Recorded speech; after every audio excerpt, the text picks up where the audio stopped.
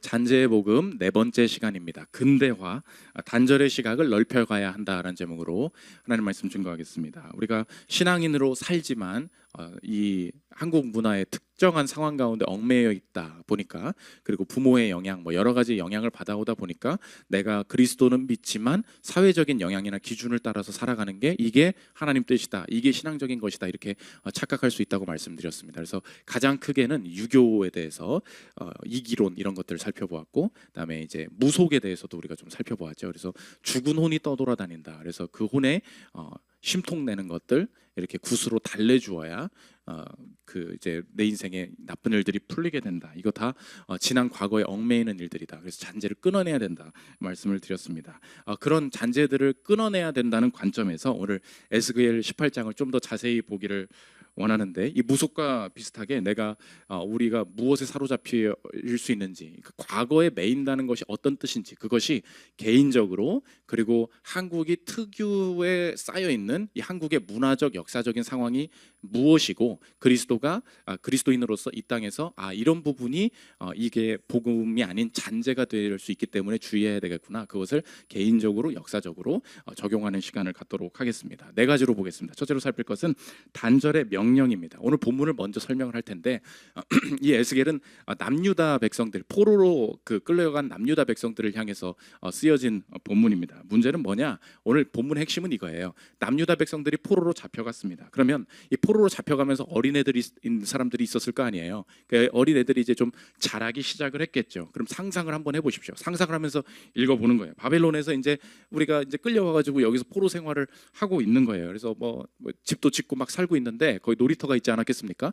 애들이 이제 고딩이 된 거예요. 이제 고등학생 2명이 이제 가가지고 그네를 타면서 담배를 피면서 얘기를 하는 겁니다. 아이들이 이야기를 하기 시작한 거예요. 야, 이거 말이야, 우리 부모가 엄마가 잘못하는 바람에, 아빠가 잘못하는 바람에 이렇게 살게 된 거 아니야.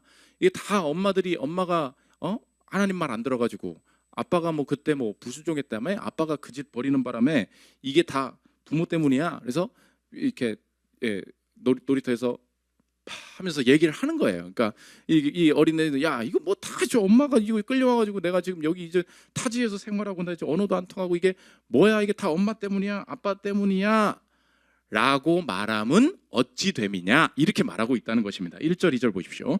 또 여호와의 말씀이 내게 임하여 이르시되, 너희가 이스라엘 땅에 관한 속담에 이르기를 아버지가 신 포도를 먹었으므로 그의 아들의 이가 시다고 함은 어찌 됨이냐. 아버지가 신포도를 먹었으니까 아들도 시다. 그러니까 아버지 때문에 나도 이 꼴을 당하게 된 것이다 라고 말하면 안 된다. 그러면서 신앙인들이 평생의 삶에 가져야 될 능력, 그 명령을 보여주고 계신데, 온전히 끊어내라, 단절의 명령을 하고 계시다는 것입니다. 3절 보십시오. 주 여호와의 말씀이니라. 내가 나의 삶을 두고 맹세하노니 너희가 이스라엘 가운데서 다시는 이 속담을 쓰지 못하게 되리라. 모든 영혼이 다 내게 속한지라. 아버지의 영혼이 내게 속함 같이 그의 아들의 영혼도 내게 속하였노니. 모든 영혼이 하나님께 속하였다는 것을 말씀하시면서 아버지의 영혼은 하나님께 끊어버려요.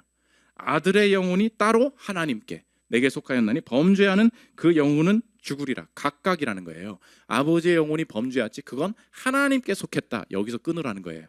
그러면 아들은 어떻게 해요? 혼자 남는 거예요. 아들의 영혼은 누구에게 속해요? 하나님께 속하게 된다. 그래서 오늘 주신 메시지를 정리하면 제목과 같다는 것입니다. 단절의 시각을 넓혀가야 한다는 거예요. 이 예수 그리스도를 믿고 나면서도 내가 하나님 앞에 서 있다. 이 모든 영혼이 내게 속했다. 아버지도 하나님께, 자녀도 하나님께, 이거를 제대로 내 삶에 구현해내지 못하면 사람이 예수를 믿으면서도 어떤 생활에 빠지게 되냐? 부모 탓, 이 부모의 죄악 탓, 사회 탓, 내가 받은 상처 탓, 그러면서 이걸 합리화시키거나 핑계대기 시작을 하게 된다는 것입니다. 그래서 많은 사람들이 내가 살아가는 관점을 가지고 있을 때 하나님이 없으면 그 말은 객관적으로 말이 되고 사실이에요. 그걸 인정을 합니다. 여러분 주변 보면 만나보면 한번 물어보십시오. 아버지가 알코올 중독이었대. 그래서 나도 이런 영향을 받아서 산다고. 이게 어쩔 수 없어. 나는 좀 이런 게 있어. 우리 집안에는 많은 사람들 있죠. 주변에 아빠, 엄마가 이렇게 되는 바람에 나도 이렇게 지내고 있는 거야 라고 할 때 이렇게 끄덕여지죠. 그 영향을 받고 있잖아. 그래서 내가 이렇게 사는 것에 대해서 그런 영향이 있었구나 라고 말하는데, 하나님 앞에서는 그 길을 가면 안 된다는 거예요. 세상적으로 볼 때는 그게 객관적인 건데 하나님께서는 그리스도를 믿는 사람, 하나님을 믿는 자에게는 그 길을 아예 허락을 안 하시겠다는 거예요. 한 길밖에 없대요. 무슨 길밖에 없대요? 끊어내는 길밖에 없대요. 그걸 별개로 생각하는 길밖에 없대요. 절대 부모나 윗사람이나 이 핑계의 전가의 논리가 없어야 한다. 이것이 성경에서 보여주고 있는 우리 이 신앙인에 대한 가르침이 된다는 것입니다. 오늘 1번 주해 끝. 여기까지예요. 이게 이제 본문을 이해하면 되고 적용을 할 건데, 두 번째로 볼 것은 개인적 적용입니다. 첫 번째 개인적 적용인데 20절 보십시오. 범죄하는 그 영혼은 죽을지라. 아들은 아버지의 죄악을 담당하지 아니할 것이요 아버지는 아들의 죄악을 담당하지 아니하리니 의인의 공의도 자기에게로 돌아가고 악인의 악도 자기에게로 돌아가리라. 내 개인적인 삶의 환경에 있어서 이렇게 자라다 보니까 나는 이런 특성을 갖게 됐습니다. 그래서 내가 이 독특한 삶의 형편들을 갖게 된 것은 맞는데 그것 때문에 내가 잘못되는 게 아니라는 거예요. 하나님께서는 내가 지금 저지르고 있는 내 삶의 패턴이나 내 삶의 영향을 다 뭘로 보느냐? 너의 죄악으로 볼 거라는 거예요. 아버지가 그런 일을 해서 나는 이거 굉장히 이 부분에 쉽게 노출이 됐어요. 그래서 나는 이런 죄악에 굉장히 약해요. 라고 핑계대지 말라는 거예요. 그러므로 그런 영향들을 통하여서 내가 오늘 짓고 있는 죄를 누구의 죄로 보시겠대요? 너의 죄로 보겠다는 거예요. 여기서 끊어내는 역사가 나타나게 된다는 것입니다. 독특한 영향을 받게 된 건 맞아요. 그러나 이 죄악을 감당해내는 자는 누구예요? 나라는 거예요. 내가 오늘 끊어낼 수 있다. 그래서 술 취한 사람들이 맨날 얘기하는 거 있죠. 술에 취했기 때문에 내가 정신미약자가 돼서 심신미약자였기 때문에 이 사고가 정당하다. 그렇게 법원이 다 무죄를 판결을 내려버려요. 그래서 뺑소니 치고 가도 무죄고 살해 뭘 해도 무죄고, 뭘 얘기하면 심신미약, 내가 술 취한 상황이었기 때문에 이거는 감경을 해줘야 된다. 맞아요, 틀려요? 기독교 윤리학적으로도 틀려요. 윤리학은 그런 것도 얘기를 해. 왜 틀려요? 술을 마실지 안 마실지를 누가 정할 수 있어요? 그 선택권이 내게 있잖아요. 그러니까 그걸 거부하는 거야. 내가 선택할 수 있는 상황, 그게 분명히 있다는 거예요. 억지로 마셔! 그리고 하고서 뺑소니를 냈으면 그럴 수 있겠지만 맨 처음에 술을 마시겠다라고 선택한 게 누구예요? 그게 너라는 거예요. 그러니까 그 선택의 모든 책임을 내 자신에게 돌리게 되는 거. 개인적인 영역에서 내가 이걸 절대 끊어내야 된다. 그러면 어디서 끊어내야 되냐? 두 가지인데, 첫째로는 과거에서 단절해야 한다는 것입니다. 4절 보십시오. 모든 영혼이 다 내게 속한지라. 아버지의 영혼이 내게 속함 같이 그의 아들의 영혼도 내게 속하였다니 범죄하는 그 영혼은 죽으리라. 과거의 단절이 뭐냐? 내 상황을 어제와 연결시키는 거. 오늘 스스로 적용해 보십시오. 내가 안 되고 있다면 나의 죄악 때문이라는 거예요. 내가 지금 뭔가 영적으로 하나님 앞에 막혀 있다면 하나님은 나의 죄악, 내가 해결할 문제로 보신다. 그래서 부모의 어떤 영향, 조직의 어떤 영향, 나라의 어떤 영향 아니에요. 내 인생에서 여기서 다른 일을 할 수 있다. 그러므로 적용해 보십시오. 내가 과거에 있었던 정체성을 빨리빨리 단절시킬 줄 알아야 된다는 거예요. 여러분이 지난날에 저의 인생을 한번 생각해 보십시오. 제가 여기 나와가지고 제가 누구입니까? 제가 한사람교회 담임 목사죠. 근데 한번 맨날 그런 소리만 한다고 해요. 아, 내가 뭐 그냥 이해하고 들으십시오. 별 좋은 학교, 내가 고려대학교 나왔어. 여기 막 고려대 배지 다니고 막 자기소개 하겠습니다. 07학번이었어요. 하면서 그러니까 좋은 학교도 아니야. 그러니까 아무튼 들어보라고요. 어떤 사람이 과거의 정체성에 엄청 매여 있는 사람이 있다고 쳐. 그런 목사가 나타났어요. 그러더니 맨날 교회 나와가지고 막 그런 얘기를 해. 설교 끝나고 나와서 막 팀 모임을 하는데 막 물어봐. 학교 어디 나왔어? 웃기게 들으십시오. 어디 나왔어? 그렇구나. 그냥 다 궁금해서 물어봤어. 막 이러고 다닌다고 생각해봐. 여러분 어떻게 생각했어요? 진짜 꼴보기아니죠. 그리고 불쌍하죠. 그렇죠? 실제로 불쌍하죠. 쟤 미쳤구나. 왜요? 그게 몇 년 전 얘긴데 07이에요. 07. 20년이 돼간다고. 20년이. 그렇잖아요. 지난 얘기예요. 그러니까 내 인생에서 과거와 단절된다는 거는 오늘 어떻게 적용해야 되냐? 내 과거에 있었던 세상의 정체성이 있어요. 빨리 버려야 돼요. 하나님께서 오늘 주신 정체성으로 일할 수 있다. 믿으십니까? 자꾸 얘기하지 말아요. 아니 그걸 지금 얘기해서 저는 그러면 오늘 일해야 될 건 뭐예요? 한사람교회 담임 목사. 그죠? 나는 미래도 예측할 수 있어. 여러분이 내가 너무 싫어. 그래가지고 여러분이 나를 막 몰아냈어요. 그럼 목사님들 되게 그 상처받는 게 있거든. 목사님들이 막 교인들이 막 나를 내쫓았대. 막 주님 버림받았다고. 나는 목사인데 막. 저는 절대 안 그럴 겁니다. 그럴 일도 없겠지만 여러분이 날 내쫓았어. 그만 목회하십시오. 전 딴 거 하고 싶은 게 너무 많아. 걱정하지 마십시오. 나는 진짜 온전히 내려놓을 수가 있어요. 하나님이 하지 말라 하셨다. 목사에 대한 타이틀에 대한 자부심 전혀 없어요. 하나님이 시키시는 데까지만 하는 거야.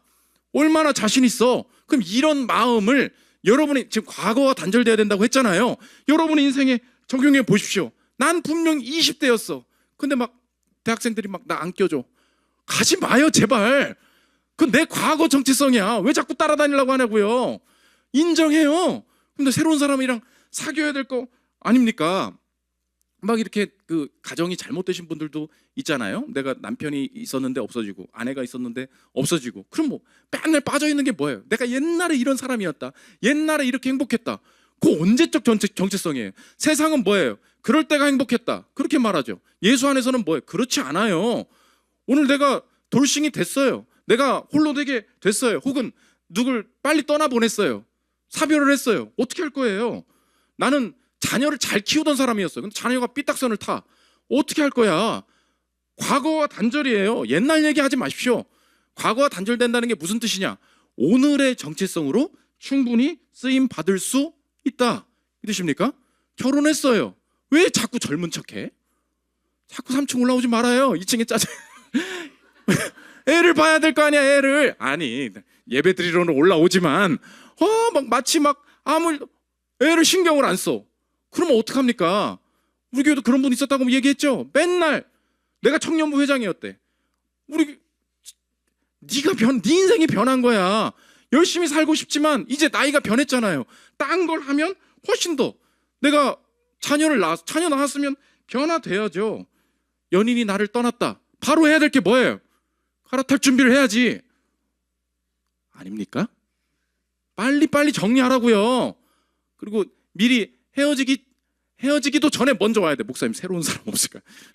미안합니다. 이상한 말만 하고 있는데 빨리빨리 단절시키라고. 난 연인이 있었던 사람이야. 이 사람이 얼마나 좋았는데. 그렇지 않습니다. 다 단절시켜요. 이 직장에서 날 버렸대. 버리긴 뭘 버려.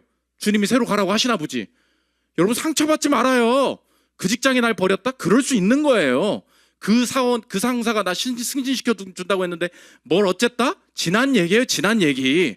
주님이 길 열어주시겠지. 오늘의 정체성, 오늘의 신분을 가지고 충분히 다음 길을 열 수 있다. 두 번째, 과거에서 단절되어야 된다 그랬죠. 종속에서 단절돼야 돼. 종속은 뭐냐? 오늘 뭐라 그랬어요? 아버지 따로 아들 따로 그랬죠. 아버지 어머니가 이러저러 해야 한다는 요구를 내 인생에 지금까지도 종속되어서 살고 있는 거, 이거 벗어나야 돼요. 제가 수영록 교회에 갔는데 어떤 자매님이 저한테 강연 끝나고 이 Q&A 질문 온 거예요. 목사님 상담입니다. 그 진로 같은 거였는데 자기가 여성인데 미군에 지원해서 합격을 했다는 거예요. 나 이제 US 아미로 살게 되는데 배치가 한국으로 나느냐 이 미국으로 나느냐에 대한 갈림길이 놓여 있었다는 거예요. 근데 문제는 뭐냐? 엄마가 아파. 어머님이 암에 걸리신 거예요. 한국에서 보필해야 될 사람이 필요한 거예요. 얼마나 슬픕니까? 문제는 뭐냐? 내가 이 어머니를 보필하기 위해서 한국에 남게 되면 한국은 서플라이, 보급병. 내가 보급병이었어. 그러니까 보급병밖에 할 수가 없다는 거예요. 보급병이 나쁘다는 게 아니라 이 보직으로서의 좋은 커리어가 한국에는 없습니다. 그렇게 해야 됩니다.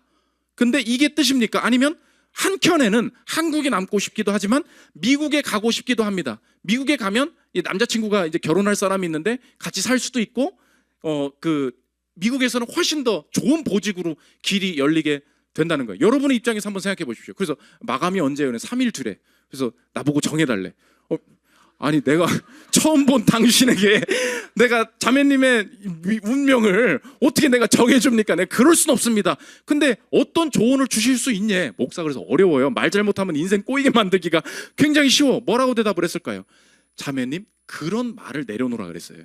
이 어머니 여기 한국에 있으면 어머님을 잘 보필할 수 있어. 근데 뭐 보직은 꼬여. 거기 가면 커리어로는 열리는데 엄마를 잘 못 봐. 그러다가 엄마 어떻게 되면 어떡하지?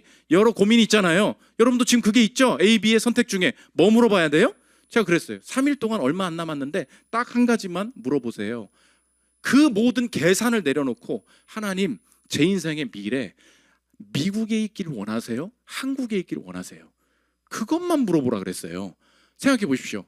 한국에 남았어. 내 엄마가 일찍 돌아가셨네? 어쩔 거예요? 그죠? 미국에 갔어요. 엄마가 일찍 돌아가셨어. 다 누구 탓이에요? 내가 결정 잘못했나? 혹은 미국에 갔어요. 커리어가 잘 풀릴 줄 알았어. 이상한 보직 됐네? 그럼 어떻게 할 거예요? 이건 또 뭐야? 그러겠죠? 지금 다 종속돼 있는 게 뭐예요? 엄마가 아프네? 어떡하지? 이거 하나 딱 들어오니까 모든 거가 다 뭘로 바뀌어요? 믿음이 있다고 하면서도 뭘로 바뀌어요? 계산으로 바뀌어요. 예수님 앞에서, 하나님 앞에서는 심지어 뭐까지도 내려놓는 거예요? 부모의 생명까지도 내려놓는 거예요. 불효라는 게 아니에요.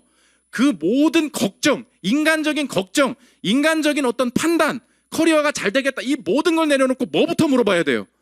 하나님이 뭘 원하십니까? 그리고 가서 미국에 가서 꼬였어. 그러면 오케이인 거예요. 그래야 뒤에 후환이 남지가 않아요.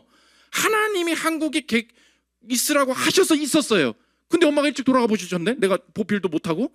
그래도 괜찮은 거예요. 왜요? 내 선택의 모든 기준이 뭐였어요? 그 내 판단의 계산이 아니었다고. 주님이 주시는 마음의 확신 때문에 하는 것이다. 그러므로 오늘 젊은 오늘 혹시 미래를 준비하고 계신 청년분들 계시다면 한번 생각해 보십시오. 내가 부모를 돕는다, 혹은 부모가 내가 이거 되기를 원한다, 이런 일들을 돕기를 원한다라는 것이 내가 사회적으로 내가 하나님 앞에 서서 치고 나가야 될 이 압박감을 회피하는 명분으로 사용하고 있는 것은 아닌지 잘 생각해 봐야 된다는 거예요. 문제는 뭐냐? 내가 꼭 하려고 하잖아요. 꼭 엄마가 아파. 꼭 아빠의 사업에 문제가 생겨요. 그때 결정해야 될 게 뭐냐? 내가 도울 수 있는 데까지는 돕죠. 그런데 꼭 기억하십시오. 적용적으로 부모님의 요구와 단절이 적절히 병행돼야 돼요. 나도 세상 나기 무섭거든. 부모 도우면서 살면 명분이 쓰는 거야. 그렇죠? 내가 부모를 돕겠다는데 누가 말려요? 그렇잖아. 근데 그거보다 앞서야 되는 게 뭐예요? 하나님이 지금 부모 돕기를 원하시나? 아니면 주님께 의탁하고 할 수 있는 데까지만 하고 내게 지금 원하시는 것은 치고 나가는 것인가? 이걸 물어봐야죠. 결혼할 때도 마찬가지예요. 어떻게 도대체 둘이 결혼을 하는데 부모님이 뭐를 원하신다, 부모가 얼마나 해줄 수 있느냐, 이 얘기가 먼저 나오면 안 되는 거죠. 왜요? 그냥 그 기본 세팅이 뭐예요? 종속이거든. 종속. 부모를 떠나야 될 거 아니에요. 부모는 떠나는데 돈은 들고 가. 그럼 종속이 아니잖아요. 돈에는 되겠다는 거잖아요. 그렇잖아요. 기본의 하나님의 완벽한 세팅은 아버지 따로 아들 따로예요. 아버지 따로 자녀 따로라고. 그래서 이 설교를 들은 남자 여자 저녁 예배 드리는 사람이랑 결혼하십시오. 그죠? 그러면 부모님이 돈이 없어도 되잖아. 주변 이제 남자나 여자가 혹시 물어보면 옆에서 혹시 뭐 집에는 돈이 얼마 있냐고, 목사님 말씀 못 들었어? 우리끼리 하는 거지 라고 얘기하면 서로 그 얘기 들었다는 게 되잖아요. 그러니까 상황마다 다르겠지만 언제나 이것을 먼저 염두에 두는 것이 필요하다. 그래서 개인적인 적용이에요. 과거와 단절된다, 종속으로부터 단절된다. 세 번째 역사적 적용입니다. 4절 보십시오. 모든 영혼이 다 내게 속한지라 아버지의 영혼이 내게 속함 같이 그의 아들의 영혼도 내게 속하였느니 범죄하는 그 영혼은 죽으리라. 아버지 따로다, 아들 따로다. 이게 오늘 잔재의 복음이잖아요. 이 시리즈이기 때문에 한국 문화를 보겠습니다. 역사적으로 두 가지 없애야 돼. 첫 번째가 뭐냐? 희생자 의식입니다. 희생자 의식. 내가 희생하는 자리, 희생자라는 자리는 도덕적으로 우월한 자리가 될 수밖에 없어요. 거기서 뛰쳐나오십시오. 그게 다른 나라도 마찬가지고 한국인의 빠지기 쉬운 함정의 특징이 된다는 거예요. 왜요? 그리스도인들은 궁극적으로 누구의 희생 앞에 있습니까? 예수님의 희생 앞에 있죠. 그래서 그 어떤 희생도, 그 어떤 재난도, 찬양 가사에도 있잖아요. 무엇보다 클 수 없어요? 그리스도의 희생보다 클 수 없어요. 그 희생 앞에서는 우리의 희생이나 우리의 상처들이 온전히 치유될 수 있고 극복할 수 있게 된다고. 그런데 그럼 나라의 분위기가 복음적이지 않아질수록, 어떤 국가나 민족의 분위기가 복음적이지 않아질수록 어떤 경향으로 가겠어요? 내 희생을 가지고 내가 훨씬 더 희생을 많이 당한 존재다라는 것을 드러내려는 방향으로 가겠죠. 그것을 이 학문적으로 정리하신 분이 있어. Victimhood Nationalism. 이게 책 이름이 뭐냐? 희생자 의식 민족주의. 이게 온 세계를 점령하고 있다는 거예요. 92년도에 이스라엘 사범대학에서 대학생들을 놓고 조사했다는 거예요. 당신들은 어떤 정체성을 가지고 있습니까? 했더니 이스라엘 사람들이 뭐라 그러냐면 92년도에 대학을 다녔어요. 그럼 몇 년생들이야? 70년생들 정도 되겠죠? 70년생이면. 근데 자기들을 뭐라 그랬냐면 홀로코스트의 희생자들입니다. 이렇게 얘기했어요. 2차 대전 언제 끝났어요? 45년에. 자기들이 전쟁을 알아요? 몰라요? 몰라요. 근데 그 나라에서 스물스물 퍼져 올라간 게 있어. 그게 뭐예요? 희생자 의식 민족주의. 그러니까 나는 누구라는 거예요? 희생당한 국가의 사람이라는 거예요. 그러니까 나는 전쟁을 경험한 적도 없어. 근데 난 뭐예요? 희생자예요. 우리처럼 고난당한 사람 있어? 이렇게 되는 거예요. 희생하는 것이 오히려 우월해진다. 그러니까 이게 우리나라만 있는 게 아니라 전 세계적인 사람의 교만이라는 걸 아시겠죠? 우리나라 어떻습니까? 우리 해방이 몇 년이에요? 45년이죠. 여러분의 부모도 일제시대를 겪은 적이 없어요. 이해하십니까? 여러분의 부모도 일제시대를 경험한 적이 없는 분이야. 그런데 우리 인생은 다 뭐라 그래요? 우리는 다 누구 희생자예요? 그 나라 분들의, 섬나라의 희생자로 계속해서 살기를 원한다. 그래서 그 역사학자인 임지연 교수님이 이 희생자 의식 민족주의를 썼거든요. 온 세계가 지금 경쟁하고 있는 게 뭐냐? 도덕적 우위를 점하기 위해서 내가 더 희생자다 경쟁하고 있다는 거예요. 들어보십시오. 반세기를 훌쩍 넘긴 시간 동안 우리는 스스로를 식민지배의 희생자로 굳게 믿어왔다. 그래서 아시아의 전쟁과 학살에 책임이 있는 일본의 정치인들이 야스쿠니 신사를 찾아가 참배하는 것을 볼 때마다 크게 분노한다. 하지만 참배같이 노골적인 행위보다 우리를 더욱 당혹스럽게 하는 것은 히로시마 원폭의 기억을 통해 피해자 일본이 부각될 때다. 일본이 뭣도 당했다는 거예요. 당한 입장도 있다는 거예요. 그러나 더 큰 어려움은 우리가 일본의 후한무치함을 비판할 자격을 갖춘 정당한 희생자라고 믿을 때 나타난다. 저마다 자기 민족이 정당한 희생자라고 강변하는 시대. 희생자 의식 민족주의는 21세기 기억전쟁의 위험하고도 유력한 이념으로 떠오르고 있다. 다들 뭘 강조한다는 거예요? 내가 훨씬 더 많은 희생자다. 그래야 편안해지거든요. 사람은 내가 희생자라고 말해야 편안해요. 난 당한 사람이에요. 나 할 게 없거든. 난 그래서 그런 거야. 우리나라, 이스라엘 다 마찬가지가 된다. 그러면 어떻게 해요? 아버지 따로 아들 따로다. 민족적으로도 그 복음으로 민족의 DNA가, 민족의 이 깨어있는 영성이 회복되어야 된다. 그럼 어떻게 해야 돼요? 역사를 잊지 말아야 된다라고 할 때 뭘 잊지 말아요? 얼마나 희생을 당했는데? 아니에요. 그리스도의 희생 앞에서 그것들은 치유되고 극복돼야 될 문제예요. 그럼 진짜 기억해야 될 거는 뭐예요? 우리가 뭘 기억합니까? 내가 얼마나 죄인인가? 우리 개인적으로 그걸 가르치죠. 내가 죄인입니다. 그리스도 앞에서 죄인입니다. 이걸 먼저 가르치잖아요. 그러면 민족의 복음적인 DNA가 왕성해질수록 뭘 강조하겠어요? 남들이 맞아. 내가 지금 일본 지지하는 거 아닙니다. 그런 일들이 있었지. 맞아. 그렇게 심하게 했지. 근데 그런 상황에서도 끄집어내서 다시 도전해야 될 건 뭐냐? 남의 문제가 아니고 내가 얼마나 처참한 사람이었냐? 거기서 부흥과 발전이 나타나게 된다. 실제로 역사적 얘기인데 이상한 얘기 아니니까 재밌게 들으십시오. 위안부. 이거 우리의 가슴 아픈 얘기죠. 그런데 실제로 한번 생각해 보라는 거예요. 막 다 끌고 갔대. 그래서 어떤 딸이 아빠한테 물어봤다는 거예요. 아빠는 위안부 문제에 대해서 어떻게 생각해? 그 당시를 살던 사람이었으니까. 오래된 아빠야, 늙은 아빠야. 물어봤어. 근데 딸이 됐어 넘어가. 근데 딸이 계속해서 물어보니까 이 딸한테 남자로서 얼마나 조선의 남자들이 비겁한 사람들이었는지 너 한번 생각해봐라. 위안부로 그렇게 많은 사람들이 끌려갔다고 말하는데 이상하지 않니? 들어보십시오. 남택이라는 작가님의 얘기예요. 어제 고기를 굽다가 23살 내 딸이 위안부에 대해 물어왔다. 강제 연행행위니 아니니 논란 끝에 내가 물었다. 너 잘 들어봐봐. 그 텍스트를 그냥 가져왔으면 맞춤법은 무시하십시오.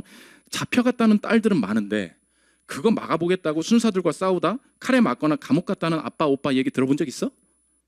팔려간 여동생을 구하려고 바다를 건넜다는 놈의 모험담을 들어본 적 있어? 그 할머니들 살아있을 때 당시를 옆에서 증언한 오빠를 본 적 있어? 20만 명 중에 어떻게 하나도 없냐? 그리 억울하면 한 집에 대여섯 있던 아들 중에 한 명씩이라도 독립군에 들어갔어 봐라. 누이 잃고 독립군 갔다는 놈 들어본 적 있냐? 내가 사창가로 끌려갔다면 이 아빠가 목에 칼을 들이래도 싸우지 그냥 보냈겠어? 다는 아니겠지만 그런 못난 조선 남자들이 어린 딸 팔아보낸 거야. 당사자들은 몰라 지가 얼마에 팔렸는지. 돈 받고 넘겼으니 애헴하고 모른 척하고는 나중에 미안합니다. 들이 죄다 환이라고 자빠진 거야. 근데 문제는 뭐냐? 그건 안 바뀌었다는 거야 아직도. 이어서 들어보십시오. 그게 80년 전 일인 줄 알아? 30년 전에도 노름빛으로 딸 넘긴 새끼들이 흔했던 나라야. 588 용주골 용산 평택 기지촌 솔다방 영빈에 가득했다고. 조선은 양반이 냅두면 딸과 누이를 팔아먹던 노비들이 3분의 2인 비겁한 남자들의 나라라고. 신하들은 관직을 팔아먹고 왕은 나라를 팔아먹고 남자들은 딸을 팔아먹은 게 조선이야. 딸이 아빠 알았으니까 흥분하지 마. 그렇게 끝났다는 거예요.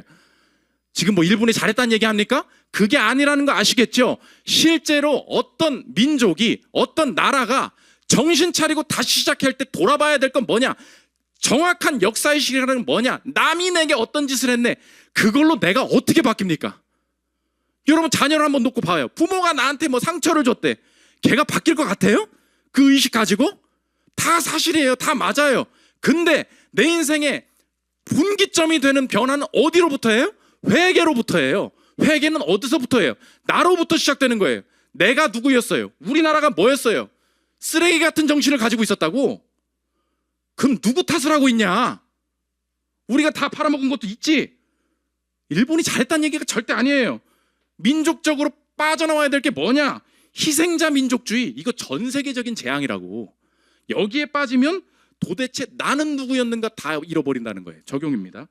너나 잘하고 겸손히 실력 기르십시오.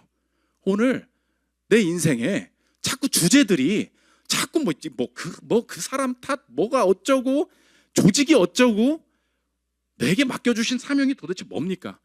그 이야기를 나로부터 나도 지나보니까 나도 똑같은 팀장이에요. 나도 똑같은 아빠라고. 난 다른 목사일 것 같아요? 쟤 맨날 싸우는 게 뭔데? 너도 똑같은 목사구나. 너도 뒤에서 기도 안 하고. 아니 그 진지함이 있어야 될 거 아니에요. 내가 바뀌어야지 누구 교회를 탓해? 내가 평생에 잘 가기도 힘들다. 그 정신 가지고 있을 때 내가 속한 조직과 가정에 소망이 생길 수 있다. 두 번째, 민족주의. 우리나라가 예전 것을 벗어나지 못하고 있다. 과거와 단절되지 못하고 있다는 특징이 뭐냐? 오늘 주제인데 근대화에 대한 잘못된 이해가 있다는 것입니다. 성경에서 뭐라 그러냐면 우리가 그리스도의 자녀래요. 근데 뭐라 그러냐면 아브라함의 자손이라는 거야. 아브라함 어떤 민족이에요? 유대인이잖아. 나 유대인이 아니에요. 나 한국인이잖아. 근데 성경에서 뭐라 그래요? 민족을 바꿔버려요. 왜 아무나 나 민족 갖다 바꿔버리냐? 갈라디아서 3장 7절 보십시오. 그런즉 믿음으로 말미암은 자들은 아브라함의 자손인 줄 알지어다. 나보고 뭐래요? 아브라함 자손이래요. 또 하나님이 이방을 믿음으로 말미암아 의로 정하실 것을 성경이 미리 알고 먼저 아브라함에게 복음을 전하되 모든 이방인이 너로 말미암아 복을 받으리라 하였느니라. 그러므로 믿음으로 말미암은 자는 믿음이 있는 아브라함과 함께 복을 받느니라. 그리스도인들은 내 인생의 과거를 내가 아브라함의 자손이다. 이때에 오늘 뭘 벗어나게 돼요? 성경에서 지금 스스로가 성경 자체가 벗어나고 있는 게 뭐예요? 유대인만, 이스라엘 백성만 하나님의 백성이다. 이거 뭐 어떤 관점이에요? 종족적인 관점이죠. 종족적인 관점을 성경이 벗어나고 있어요. 그럼 누구까지 하나님의 백성이래요? 이방인까지 하나님의 백성이래요. 그러니까 그리스도를 믿는 자는 자연스럽게 벗어나지는 전 세계의 우상이 있어요. 그게 뭐예요? 민족주의예요. 우리 민족이 짱이다. 우리 민족만 구원받는다. 이런 거 그리스도인이 가져서는 돼요? 안 돼요? 안 된다는 거예요. 내 종족을 절대화시키지 않는다. 그러면 우리나라가 빠질 수 있는 민족주의적 함정은 무엇입니까? 우리나라는 이제 우리나라 사람들이 왜 이렇게 이거를 정치적으로 치고받고 싸우는지 상대의 프레임과 상대의 마음속에 뭐가 있는지를 이해해 줘야 돼. 여러분 여러 정치 영역에서 활동하십시오. 아무거나 내가 원하는 거를 지지할 수 있죠. 지금 그 얘기하는 게 아니에요. 그런데 그 사람이 왜 그렇게 느낄까? 복음적으로 모든 사람들의 그 성향이 뭔지를 이해하고 접근할 수 있어야 돼요. 여러분, 내가 제일 웃긴 게 뭐냐면 한번 들어봐. 스시집에 가요. 스시집에 가는데 이렇게 팻말이 걸려 있어. 우리는 일본산 고기는 절대 사용하지 않습니다. 국산 물고기로만 스시를 떠줍니다. 이렇게 써 있어. 그럼 여러분 어때요? 웃기지 솔직히. 아니 뭐 일본이 싫으면 다 싫어야지. 나는 스시로 돈은 벌 거예요. 근데 국산이요. 모르죠. 또 국산일지는 모르지. 근데 그 느끼면서 느껴지는 게 뭐예요? 야, 이거 좀 뭐가 안 맞다. 그러면 야, 왜 이렇게 모순적인 일을 하냐라고 하지 말고 진짜로 이해해 보자고. 그 아저씨 왜 그럴까? 돈 벌려고 그러지.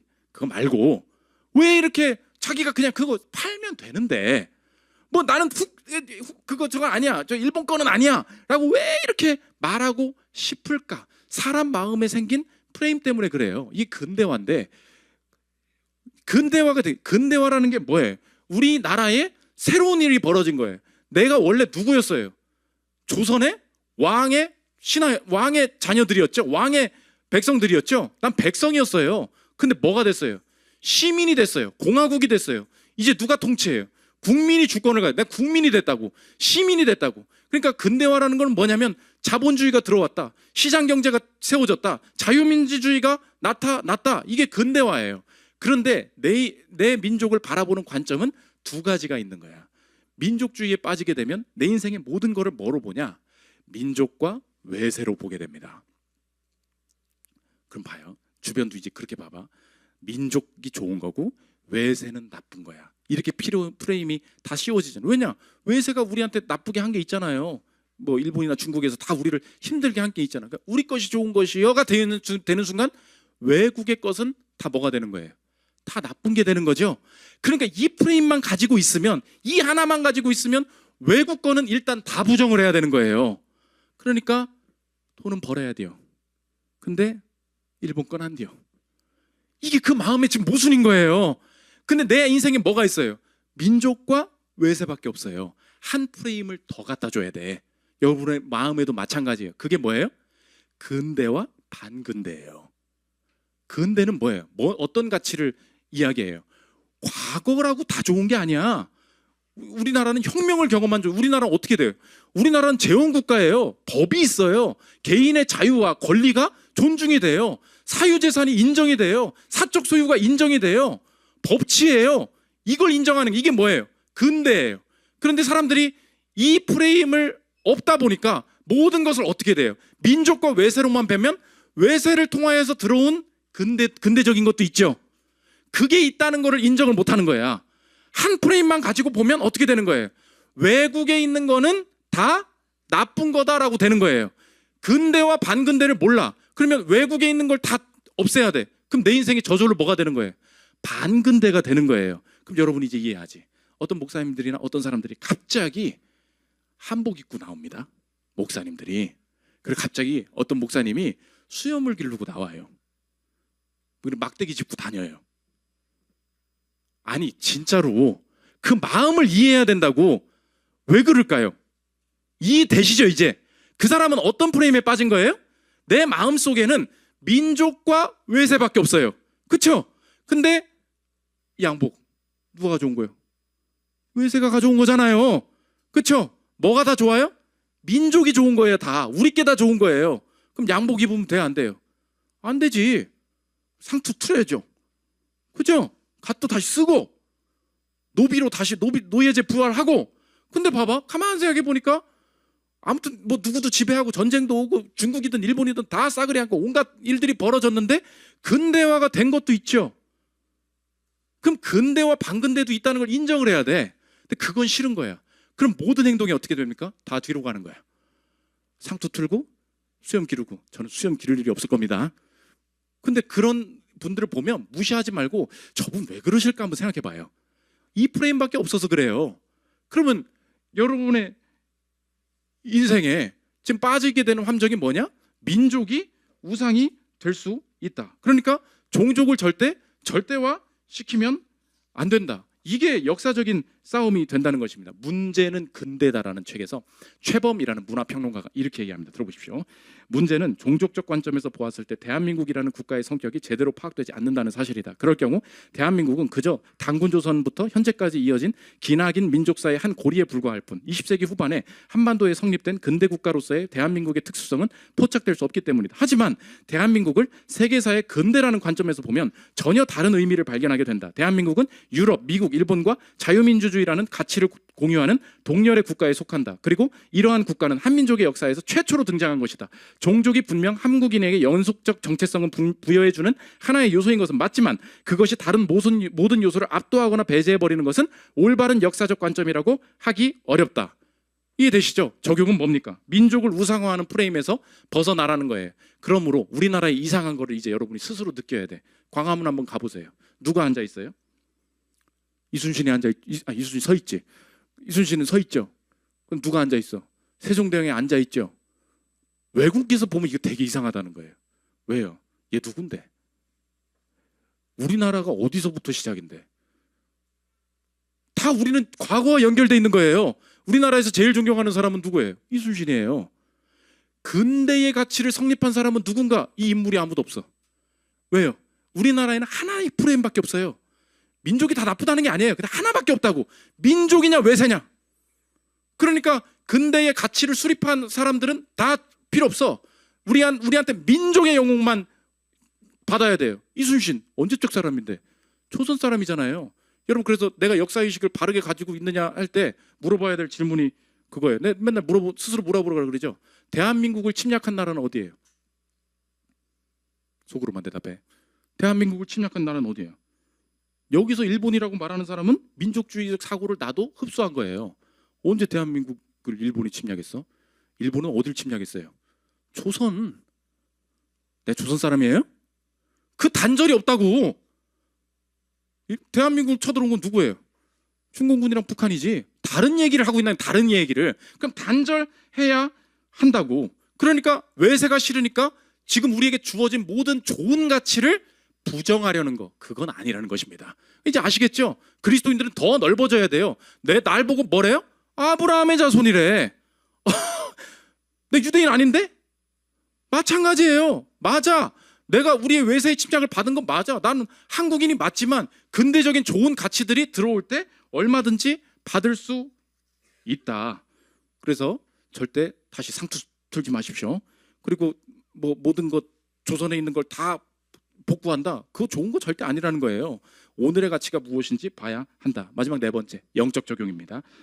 빨리 할 텐데 이 땅의 모든 나쁜 것을 단절시키신 분, 예수님이라는 거예요. 계시록 21장 1절 보십시오. 또 내가 새 하늘과 새 땅을 보니 처음 하늘과 처음 땅이 없어졌고 바다도 다시 있지 않더라. 또 내가 보매 거룩한 성 새 예루살렘이 하나님께로부터 하늘에서 내려오니 그 준비한 것이 신부가 남편을 위하여 단장한 것 같더라. 여기까지. 예수님이 우리의 인생을 대신해서 십자가 지시면서 우리에게 확정적으로 이루어 놓으신 약속이 무엇입니까? 온전히 새로워질 거야. 다 단절될 거야. 그걸 소유하고 있어요. 오늘 어떻게 살 수 있어요? 나도 그 권세를 받아서 오늘도 그렇게 살 수 있을 줄 믿습니다. 개인적인 적용이 뭐라 그랬어요? 과거로부터 단절돼야 된다 그랬죠? 나 더 이상 젊지 않아요. 나 옛날 그 학교 가지고 옛날 다녔던 직장 가지고 들먹일 필요가 없다고. 오늘의 정체성으로 남은 인생 쓰임 받을 수 있다. 오늘로부터 시작하십시오. 종속벌이라 그랬죠? 부모로부터 부모를 도와야 돼. 뭐 부모가 아프시니까 뭐 이런 거 요구들을 따르다가 하나님이 진짜 원하시는 건 뭐냐?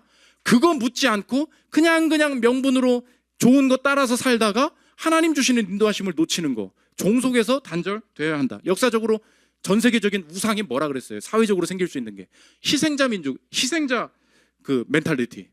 나 희생자 아니에요. 그리스도 앞에서는 내가 죄인인 거예요. 내가 어떻게 회개하고 새롭게 될 수 있을까? 그 마인드를 가진 사람 그리스도인들이 이 땅에 늘어나기 시작할 때 나라의 변화도 나타날 수 있다. 민족주의. 내 민족은 다 짱이야. 그래서 나쁜 것도 우리 거면 다 짱이야. 누가 그런 편협한 생각을 가지고 있어요? 맞아. 침략당하고 저 사람들이 나쁜 의도를 가졌던 것도 맞아. 그러나 좋은 가치들을 선별해서 수용하면서 나는 아브라함의 자손이다. 이 민족주의를 벗어나게 된 그리스도인들의 정체성을 가지고 유연하게 이 땅의 좋은 가치들을 심는 데에 헌신하는 저여러분들 되시기를 기도합니다. 우리 찬양하고 기도하는 시간 갖도록 하겠습니다.